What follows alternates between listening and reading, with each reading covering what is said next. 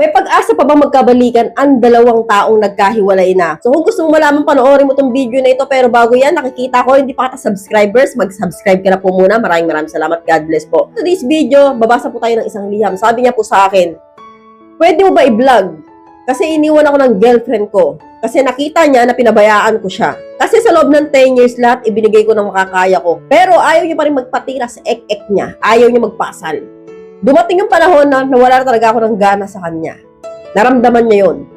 Kaya hiniwalayan na niya ako at binalak niya ako sa Facebook at lahat ng social media account niya. Sa loob ng 10 months, itong bagong taon lang, pwede na ako mag-message sa kanya sa Messenger. Ano kaya? Napatawad na niya kaya ako? 41 years old ang edad namin. Mahal na mahal ko siya. Halos magpakamatay ako dahil sa pag-iwan niya sa akin. Sa tingin mo, may pag-asa pa kaya ako na makabalik sa kanya? Salamat. So, base sa kwento mo, iniwan ka na babae na ito dahil pakiramdam niya wala kang gana sa kanya, binabaliwala mo siya. Nagawa mo yun dahil nga, hindi niya may bigay sa'yo, no, yung bagay na gustong-gusto mo, no. Sabi mo nga dito, 10 years kayo, napakatagal na nun, and then sa loob ng 10 years na yan, hindi pa rin niya sinusuko, no, ang bataan niya, no. Siyempre, kayong mga lalaki, bilang isang lalaki, no, nakakabagot nga naman kapag ang babae, no, sa tagal-tagal ninyong pagkasama, parang wala pa rin tiwala sa'yo, no.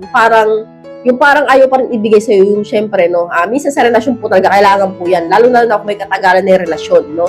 Kasi po, napapatibay rin po ng relasyon niya. Sa loob po ng 10 years, hindi niya sa'yo binigay yon.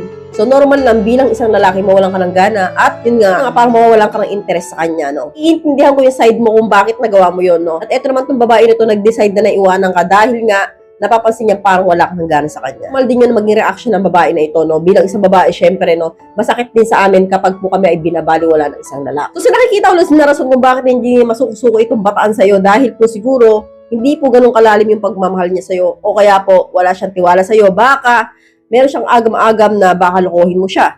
Baka iwanan mo siya dahil siguro, no, baka hindi natin alam, baka may nakikita siya sa'yo na parang mali. Baka dati kang babaero noon, o kaya may bisyo ka, o kaya may pinagseselo siya sa sa'yo. Kaya po, hindi niya talaga binigay ito sa'yo. Pero sa tanong mo na magkakabalikan pa kayo dahil nga napansin mo na in-unblock ka na niya, no? Pag in-unblock ka ng isang babae sa Messenger, ibig sabihin niyan, hindi niya siya galit sa'yo, no? Tanong mo na pwede ka pang makabalik sa kanya, possible. No? Kapag in-unblock ka po ng babae, hindi na siya galit sa'yo at gusto ka na niya ulit makausap. Kaya nga in-unblock na niya. So, naghihintay lang po niya ng go signal na mag-message ka sa kanya, no? So, good signs po yan kapag in-unblock ka ng babae, no? Ibig sabihin, posible na namimiss ka na niya. So, kaya ang gawin mo, huwag ka na mahiya, no? Huwag ka nang patumpik-tumpik pa, i-message mo na, kamustahin mo siya, at mag-sorry ka sa lahat ng nagawa mo sa kanya, no? Pag-usapan ninyo ulit yung dati, sabihin mo na sobrang ka nalungkot na wala siya, no? Express mo yung feelings mo. At sa ganung paraan, no, posible na baka bumalik pa kayo sa dati. So, wala naman po mawawala kung susubukan ninyo, no? Good luck po sa inyong dalawa. Maraming salamat. Hanggang dito lang po tayo mga Lods. I hope you learned something new in this video. More videos to come, so stay connected and see you again to my next video. God bless. Bye-bye!